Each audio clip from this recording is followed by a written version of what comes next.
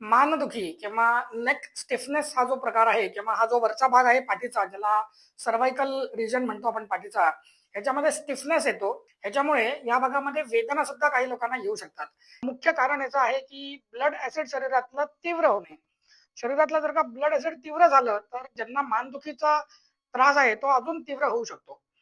दुसरं महत्वाचं कारण म्हणजे या भागामध्ये रक्तप्रवाह थोडासा कमी होणे. सो घरगुती तुम्ही एक छोटासा न्यूरोथेरपीचा प्रकार करून बघू शकता. ह्याच्यामध्ये डाव्या हाताच्या ह्या भागाने डाव्या मानेच्या ह्या भागाला अशा पद्धतीने असं हलक्या हाताने असं रब करायचंय, घासायचंय. ओके, वरनं खाली साधारण 7 ते 8 वेळा असं असं जोरात घासायचंय आणि मग उजव्या साईडला असं असं घासायचंय.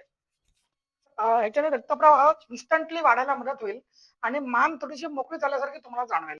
हलक्या हाताने करायचंय आणि दोन्ही एकत्र करायचं नाहीये. पहिल्यांदा डाव्या बाजूला आणि मग उजव्या बाजूला. आपण करून बघा आणि आपला काय अनुभव आहे ते आम्हाला अवश्य कळवा.